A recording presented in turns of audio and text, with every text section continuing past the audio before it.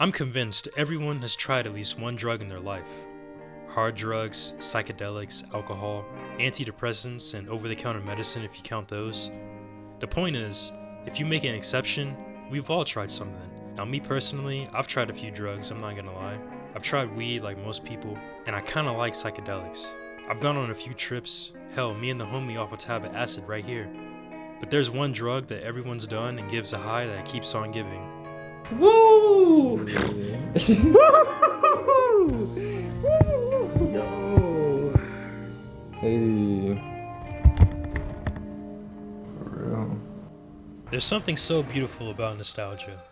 For me, all it takes is hearing a SpongeBob reference or a song from Guitar Hero 3, and I permanently want to time travel back to 2007, living life as a carefree teenager.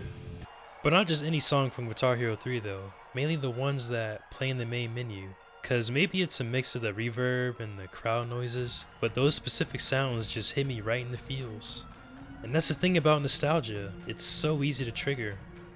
We can force ourselves to relive past experiences, going back to those moments where life just seemed so simple and blissful.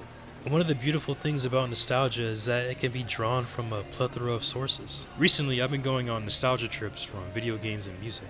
Video games because I played some favorites to make this video, and music because Mac Miller's Kids mixtape just turned 14, and that was all I bumped back in high school. But there's dances, cartoons, past trends, I mean I can keep going. Internet memes, video game discs, the manuals that come with every video game, the old YouTube layouts, and the old Xbox 360 dashboards for that matter. No, for real, I can really keep going. But the best part about nostalgia is when it's not forced. Quite the opposite, actually.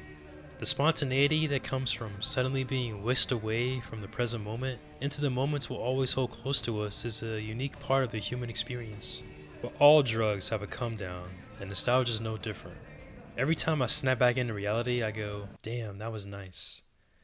Fuck! The dopamines wore off, and I'm back to my regularly scheduled program, which may be good or bad depending on the situation. But the thing about nostalgia is it's always good. Every time we experience it, we want more. Just like any other drug addict. We just need our fix. I was on Reddit a while ago and someone created a thread. What was Halo 3 versus Call of Duty 4 like? I think it should have been Halo 3 versus COD Modern Warfare 2 because back then those games were the titans of FPS. And that was one of the most nostalgic periods of not just my life, but an entire community. I know we all remember the pre-game COD lobbies. Look at you, Sans Prestige! Sans Prestige, you fucking bag! Tell me what the fucking use, huh? Tell me what the fucking use, huh?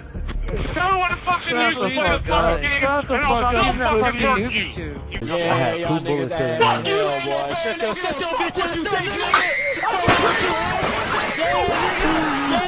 Yum, yum, yum, yum, yum. Keep sucking that dick. I love doing that noise, Suck fucking her like a lolly. stupid ass humble ass nigga. I haven't played a Call of Duty since Black Ops 2, but I doubt you get the same experience. With Discord servers, cancel culture, and people being overly sensitive, trash talk is a big part of gaming culture that's just different. Something the current and next generation will likely never experience or truly understand. There is also the montage era, gaming teams like FaZe and Optic, original content series like Red vs. Blue, and now there is an entire esports ecosystem and streaming, which I think are great for the space.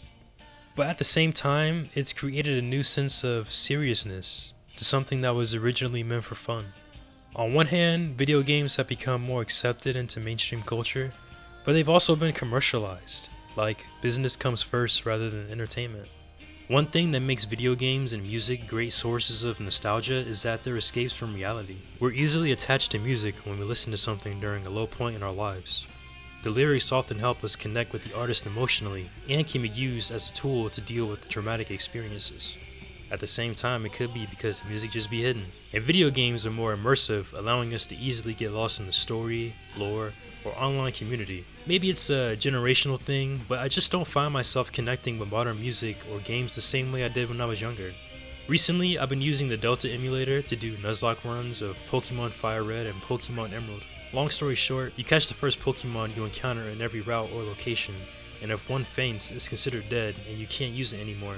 I don't even know what's new right now, but the fact that I'm playing video games that are kinda close to me in age says a lot. You get a deeper appreciation of things. You just see how some creations, no matter how old they get or how modern society advances, still stand the test of time. In Pokemon games, everyone just uses their favorite Pokemon or the ones that are OP, and the game's easy. But adding in new rules changes the core experience of the game, which has made me appreciate the game even more, which has also added to the nostalgic effect these games have for me. Things we consider nostalgic don't have to connect to a specific event in our lives. Sometimes it can be as simple as, this work of art is good.